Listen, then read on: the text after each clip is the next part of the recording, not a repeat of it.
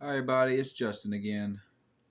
Here with another book suggestion, or maybe I should say book review. Heart Without a Habit. This one is done by my neighbor. I live in an apartment complex, and one of my neighbors actually gave me a free copy of her book. Her name's Karen Monroe. I found it a very interesting book. I liked it pretty good. I'm gonna go ahead and turn to a few pages and just leave a few remarks after some of the stuff I read on there. Um, it's basically like her life story. Basically, goes over a lot of details of her childhood and young adult life, all the way up to the present or close to the present.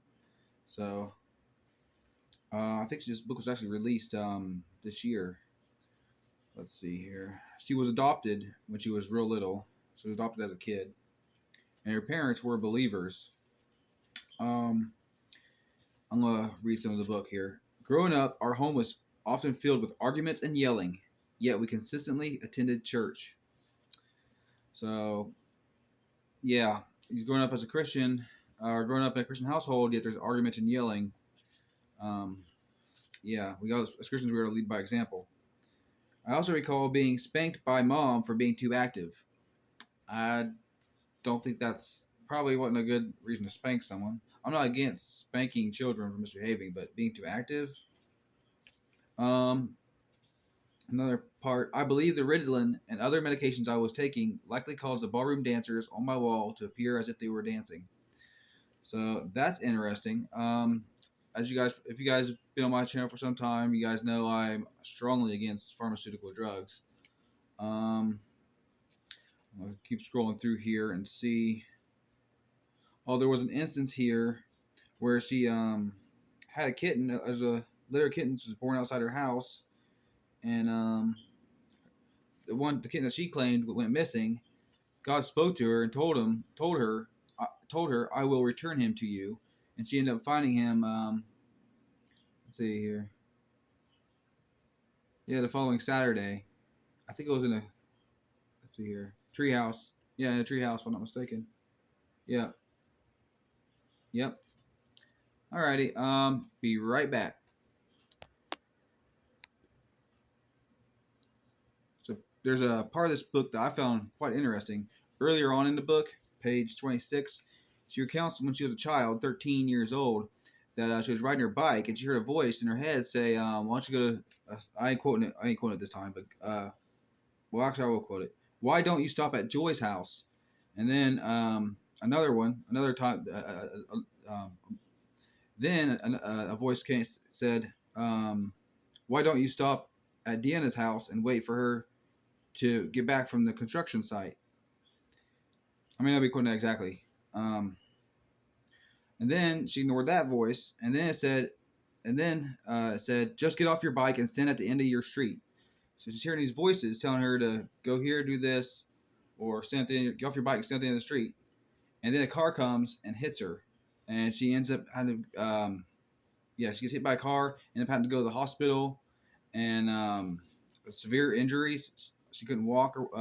Yeah, I think she needed like a leg brace, if I'm not mistaken. Severe injury. But yeah, she ended up. That's when she, if I'm not mistaken. Yeah, 13 years old when she became addicted to the pain IV in her, IV in her arm.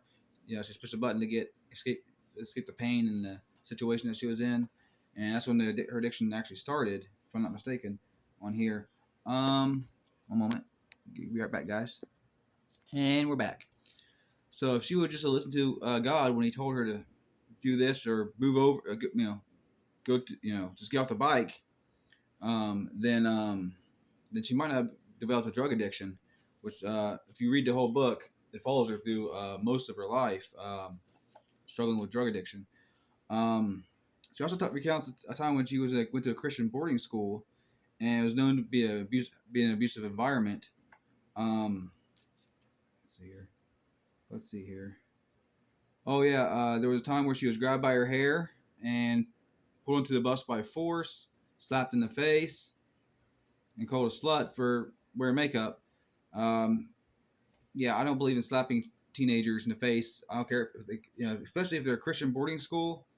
The staff members doing that, no, I don't believe in. I believe if physical discipline, like spanking on the butt behind, but striking other elsewhere.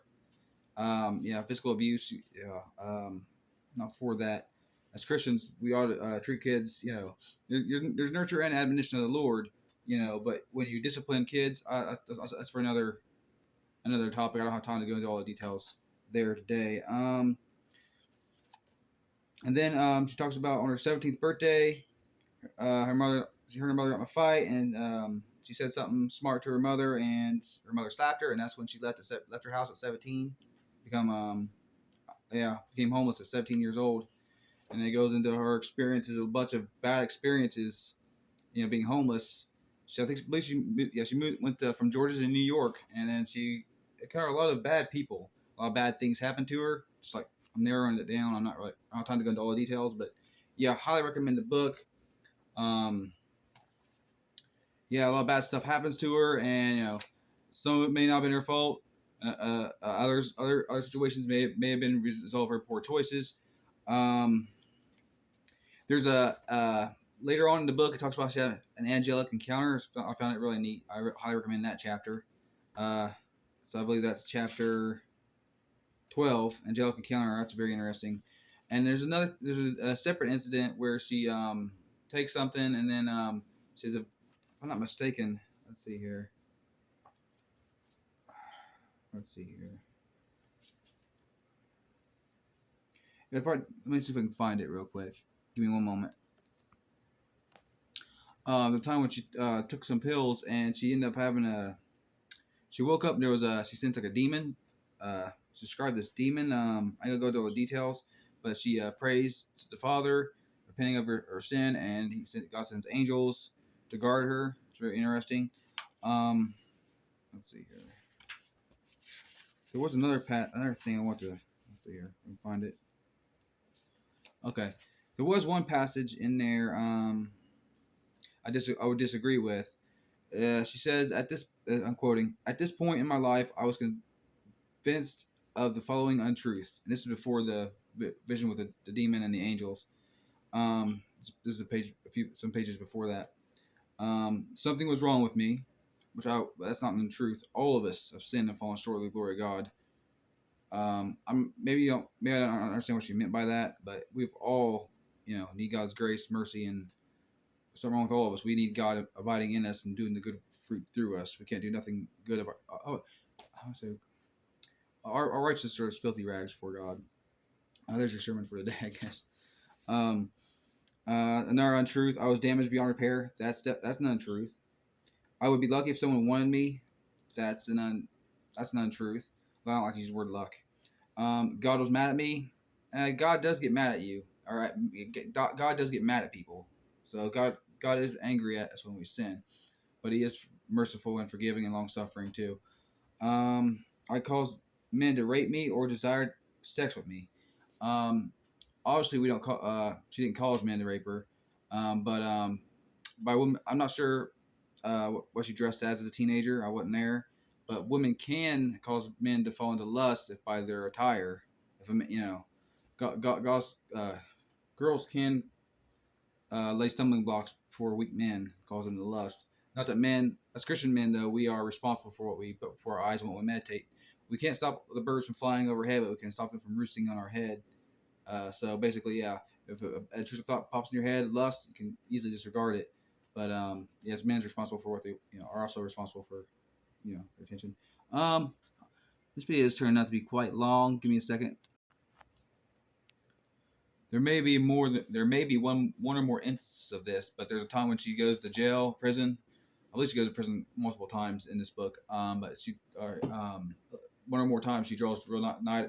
One more time she draws nigh to God in jail and prison. She describes that. Talk about that. There's also I'll go ahead and close it now.